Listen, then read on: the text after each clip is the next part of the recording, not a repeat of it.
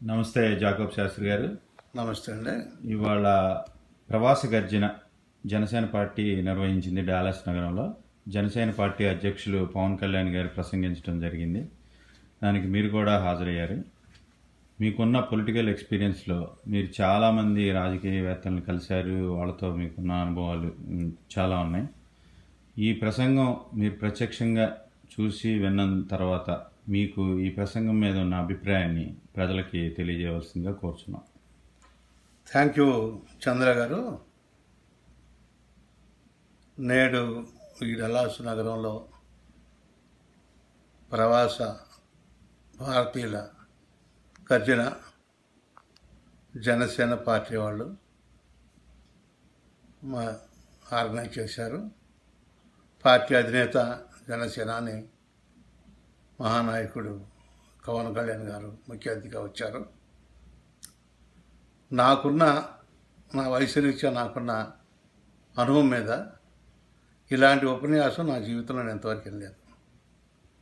నేను గత 50 సంవత్సరాల నుంచి వృత్తిరీత్యా ప్రభుత్వరీత్యా రాజకీయాల్లో వినటం, చదవటం, నేర్పటం విన్నాను. కానీ వారిచ్చిన ఉపన్యాసం నిజంగా రాజకీయ నాయకులందరికీ కూడా ఒక ఆదర్శంగా తీసుకోవాల్సిన అవసరం ఎంతైనా ఉంది.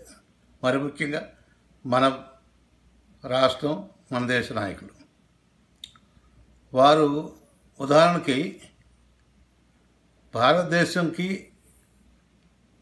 అమెరికాకు ఉన్న సంబంధం చెబుతూ ఒక చిన్న ఎగ్జాంపుల్ చెప్పారు. భారతదేశం మీద ప్రతివాడు దండయాత్ర చేసి భారతదేశ సంపదను కొల్లగొట్టుకుని వెళ్ళారు. కానీ భారతదేశం ఏ దేశం మీద దండయాత్ర చేయలేదు.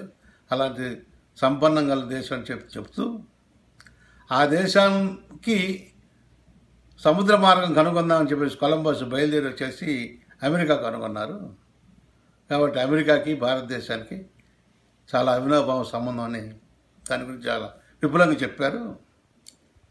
ఆ చెప్పిన సందర్భంలో మరి భారతీయులు అమెరికాలో వారు ప్రవాస భారతీయులు పడుతున్న ఇబ్బందులు, బాధలు, కష్టాలు ఏమన్నా అన్నాయి.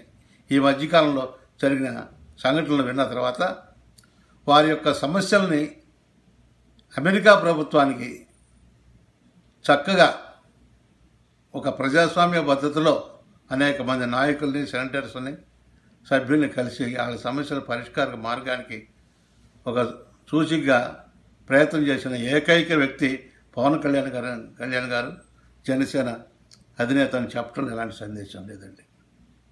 ఆ తర్వాత మొదటి నుంచి చివరి వరకు తను ఇచ్చిన ఉపన్యాస ధోరణి, పదజాలము, వారు వాడిన మాటలు భావయుక్తంగా ఎంతో మంది హృదయాలని, వేలాది మందిని హృదయాలను అచ్చుకుని పోయింది. ప్రేక్షకుల నుంచి భారతదేశంలో ఉన్న నాయకుల గురించి, మరి ముఖ్యంగా రాష్ట్ర నాయకుల గురించి మాట్లాడినప్పుడు మనం మన దేశాన్ని, మన దేశ నాయకులను మనం కించపరుచుకోకూడదు. అది అంతర్గత విషయం, అక్కడ మాట్లాడుకోవాలి. ఇక్కడ మనం అమెరికాలో ఉన్నాం కాబట్టి మన సమస్యలు ఏమిటో, మనం ఏమిటో, మన దేశానికి మనం చేయాల్సిన బాధ్యతలు ఏంటో వాటిని తెలుసుకోవటం మంచిదని చెప్పేసి భావితరానికి, నూతనంగా రాజకీయాల్లో ఆసక్తి కలిగి వచ్చేవారికి ఎంతో మార్గదర్శకంగా అనేక మాటలు చెప్పేసి ప్రజల్ని చాలా సంతోషపరిచారు.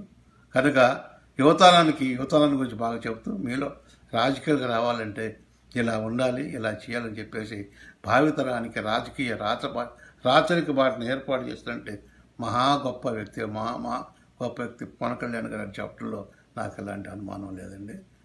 అదృష్టవశాత్తు నేను ఈరోజు ఈ పట్టణంలో ఉండటం వల్ల ముందు వరుసలో ఉండి ఉపన్యాసం మొత్తం కూడా చాలా ఆస్వాదించాను, ఆనందించాను.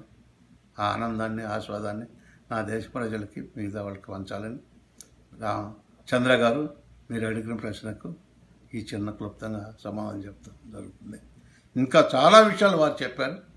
మరి మరొకసారి నేను ఇండియా వెళ్ళిన తర్వాత తిరిగి మా భారతీయులకి, మరి ముఖ్యమైన రాష్ట్రం వాళ్ళకి ఈ విషయాలు క్షుణ్ణంగా అక్కడ చెబుతానండి. చంద్ర గారు చాలా బాగా చెప్పారండి. మీ యొక్క అభిప్రాయాన్ని ప్రజలకు తెలియజేసినందుకు ధన్యవాదాలు.